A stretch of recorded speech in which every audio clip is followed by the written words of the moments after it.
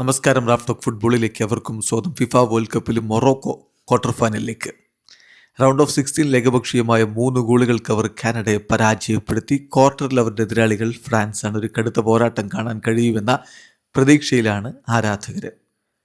കളിയിൽ ഏകപക്ഷീയമായ 3 ഗോളുകൾ, ഒനാഹിയുടെ ഇരട്ട ഗോളുകൾ, റഹീമിയുടെ ഒരു ഗോള്, ബ്രയൻ ഡയസിന്റെ വക ഇരട്ട അസിസ്റ്റ്, ഹക്കീമിയുടെ വക ഒരു അസിസ്റ്റ്, അങ്ങനെ മികച്ച രൂപത്തിൽ തന്നെ മൊറോക്കോ വിജയിച്ചു കയറി. കാനഡ മൊറോക്കോക്കെതിരെ മോശമല്ലാത്ത പ്രകടനം നടത്തി, പക്ഷേ പന്ത് വലയിലേക്ക് എത്തിക്കുന്നതിൽ അവർ പരാജയപ്പെടുകയായിരുന്നു.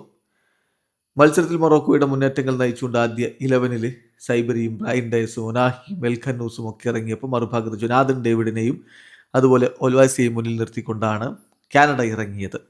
കളിയുടെ ആദ്യ പകുതി ഗോൾ രഹിതമായിരുന്നു. രണ്ടാം പകുതിയിൽ 50-ാമത്തെ മിനിറ്റിലാണ് ഒനാഹിയുടെ ഗോൾ പിറക്കുന്നത്. ഹക്കീമിയുടെ അസിസ്റ്റിൽ നിന്നാണ് അദ്ദേഹത്തിൻ്റെ ആദ്യ ഗോൾ വന്നത്. തുടർന്ന് 82-ാമത്തെ മിനിറ്റിൽ ബ്രയൻ ഡയസിൻ്റെ അസിസ്റ്റിൽ നിന്ന് അദ്ദേഹം തൻ്റെ ബ്രേസ് പൂർത്തിയാക്കി. കളിയുടെ അവസാന ഘട്ടത്തിൽ റഹീമിയും ബ്രയൻ ഡയസിൻ്റെ അസിസ്റ്റിൽ നിന്നാണ് പന്ത് വലയിലേക്ക് എത്തിച്ചത്.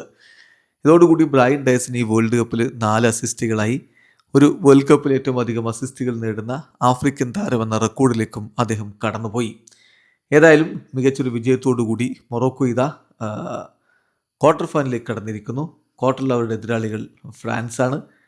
ഫ്രാൻസുമായിട്ടുള്ള ക്വാർട്ടർ ഫൈനൽ മത്സരം ജൂലൈ 10 പുലർച്ചെ ഇന്ത്യൻ സമയം 1:30 വീഡിയോ അവസാനിക്കുന്നു. ഫുട്ബോൾ ലോകത്തെ കൂടുതൽ വിശേഷങ്ങളുമായി റാഫ് ടോക്സ് എത്താം.